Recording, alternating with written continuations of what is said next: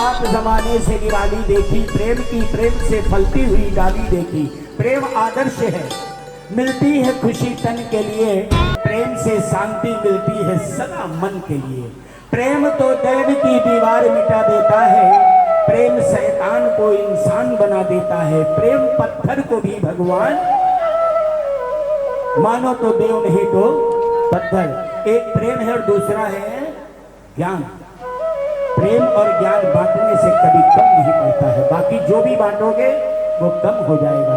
नंदलाल अपने घर आया, घर में माता की ज्योत जगाई, अटूट भक्ति करी, माँ का सिंहासन हिल उठा। माँ ने देखा कि नंदलाल ज्योत जगा के बैठा है, मुझे पुकारता है, कहता है माँ आ मुझे दर्शन दे, अपनी भेंट ले। माँ ने पीले शेर को सजाया, पहाड़ों की चौड़ी गुफाओं से निकल के नंदलाल के घर चल पड़ी। रास्ते में बाबा बजरंगबली जो माँ की अगवानी किया करते थे, कहने लगे माँ मैं भी चलूंगा। इतना बड़ा भक्त है जिसके घर तू चल के दर्शन देने जा रही है।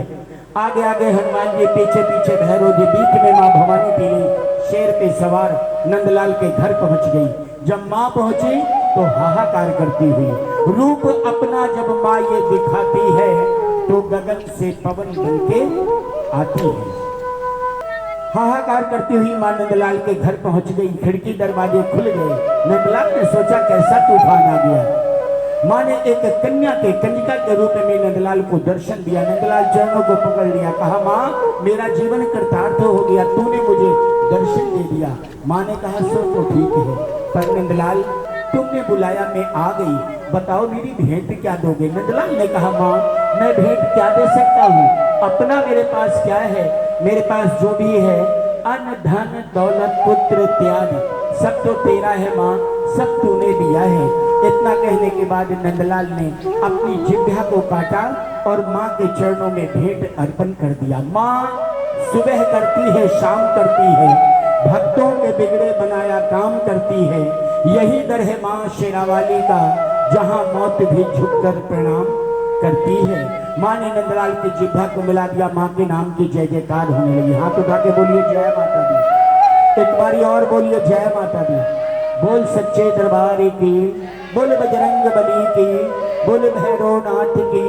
एक भक्त माँ का ध्यानु, आज भजन में ध्यानु का नाम गाया जाता है, कथा में लिया जाता है। ये वरदान दिया है मेरी माँ भवानी ने। ध्यानु अपने पूजन के थाल को सजा के माँ के दरबार को चला। जब वो दिल्ली पहुंचा, उस समय दिल्ली में राज कर रहे होते हैं शहंशाह अकबर। सिपाहियों की ड्यूटी लगी हुई। सिपाहियों ने देखा कि रात का समय है, एक टोली चली आ रही है, एक हुजूम चला रहा है और उसमें एक ही नाम है। सारे बोलते हैं, जब हम माँ के दरबार जाते हैं क्या बोलते हैं, प्रेम से बोलो, सारे बोलो। सिपाहियों ने ध्यानों के उस जत्थे को रोक लिया। कहने लगे इतनी रात में इतनी लोगों को लेकर के तुम किस प्लान में कहाँ जा रहे हो। ध्यानु ने कहा महाराज मैं माँ का दर्शन करने जा रहा हूँ, और कहाँ जाऊंगा। कहने लगे तुम्हें पहले राजा के दरबार में चलना होगा। करते तो क्या करते, प्रातः काल राजा का दरबार लगा। सिपाहियों ने ले जाकर के ध्यानों को पेश कर दिया, पहला मुलजिम। कहने लगे महाराज इनके साथ बहुत से लोग हैं, मैं किसी से पूछता हूँ कहाँ जा रहे हो तो बोलता है जय माता दी। क्या बोलता है, जय माता दी। शहंशाह अकबर कहने लगे ध्यानो ये जय माता दी क्या होता है और इसको जपने से क्या होता है। ध्यानु ने कहा महाराज जय माता दी वो नाम है, जन्मों जन्मों के पापों से मोक्ष हो जाता है इंसान। मैं माँ ज्वाला का दर्शन करने जा रहा हूँ। माँ ज्वाला के दरबार कौन कौन भक्त गए हैं, जरा हाथ उठाए। वो आए है, क्या बात है। माता ज्वाला के दर्शन को ध्यानु चला, शाही दरबार जाना गजब ढा गया। अब देखिए कैसे क्या होता है। शहंशाह अकबर कहने लगे ध्यानु वहां जाने से क्या मिलता है, इतनी तकलीफ कहते हो। ध्यानु ने कहा महाराज माँ का दरबार सच्चा दरबार है, जो सच्ची भावना से सच्चे मन से माँ के दरबार जाता है, माँ उसकी मुरादों को पूरा कर देती है। शहंशाह अकबर कहने लगे क्या तेरी माँ मेरी भी मुराद पूरा कर देगी। ध्यानु ने कहा महाराज वो मेरी ही माँ नहीं है, वो आपकी भी माँ है, जगत जननी माँ है। राजा को तैस आ गया, गुस्सा आ गया, तलवार निकाली और ध्यानु के घोड़े के शीश को काट दिया। कहने लगे ध्यानु, मैंने यहाँ घोड़े के शीश को काट दिया है, अगर तेरी माँ मन की मुरादों को पूरा करती है तो मेरे मन की मुराद है ये घोड़ा यही जिंदा हो जाए। ध्यानु ने कहा महाराज हमको मौका दीजिए, मैं माँ के दरबार जाऊंगा, माँ से विनती करूंगा, प्रार्थना करूंगा, जरूर माँ मेरी विनती प्रार्थना स्वीकार करेगी, आपके मन की मुराद को पूरा करेगी। लेकिन मैं जब तक वापस नहीं आऊंगा इस घोड़े के सर को धड़ को चारों तरफ से ढकवा दीजिए, सुरक्षित कोई देखेगा नहीं। राजा ने वैसा ही किया। ध्यानु पहुंच गया माँ ज्वाला जी के दरबार।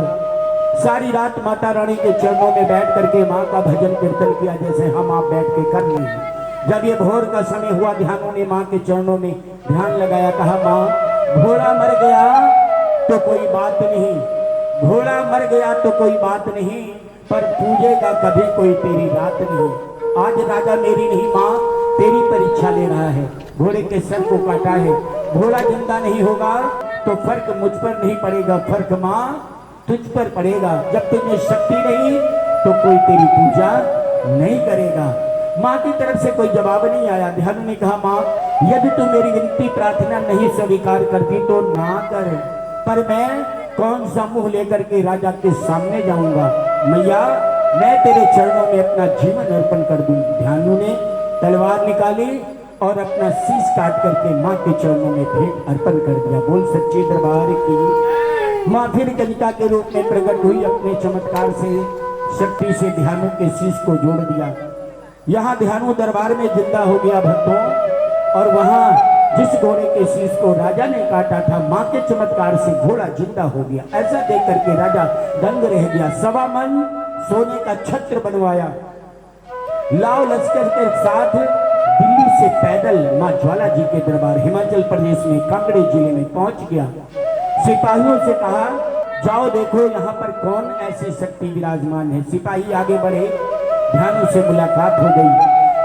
कहने लगे ध्यानु बता तेरी माँ कहाँ विराजमान है, माता ज्वाला कहाँ है? क्योंकि राजा लाव लश्कर के साथ सोने का छत्र लेकर के माँ को अर्पण करने के लिए आया है। ज्योत की तरफ इशारा किया। ध्यानु ने कहा ये है मेरी माँ ज्वाला। सिपाहियों ने इधर उधर देखा तो वहां क्या देखा जो हमने आपने देखा, ना तेल है ना दिया है ना बाती है, लो निरंतर जग रही है। ऐसा चमत्कार देख करके सारे दंग रह गए। राजा के पास पहुंच गए, बोले महाराज वहां का चमत्कार तो अनंत है। बोले क्या है? कहने लगे एक ज्योत जग रही है और कुछ ध्यानु ने नहीं बताया। उसी ज्योत को दिखाया और कहा कि ये है मेरी माँ ज्वाला। हाँ खासियत ये है ना उसमें तेल है ना दिया है ना बाती है, लेकिन निरंतर वो लौ जग रही है। शहंशाह अकबर कहने लगे ये हिंदुओं का बनाया ढोंग है, ऐसा कैसे हो सकता है? जाओ जल का प्रवाह करवा दो। आज भी तेज रफ्तार में माँ के दरबार में जल की धार गोरखपिंडी पे देखा है बह रही है, पर ज्योत ऐसे ही जग रही है। ऐसा चमत्कार देख करके सभी दंग रह गए। राजा ने आदेश किया लोहे के मोटे तवे बनाओ। 7 तवे बनाए, लोहे के रख दिए। वो लोहे के तवे गल गए पर ज्योत ऐसे ही जग रही है। ऐसा चमत्कार देख करके राजा दंग रह गया। 1.25 मन सोने का छत्र माँ को अर्पण करना चाहा, उसके मन में पाप आ गया। इस माँ के दरबार पाप नहीं चाहिए, प्रेम चाहिए।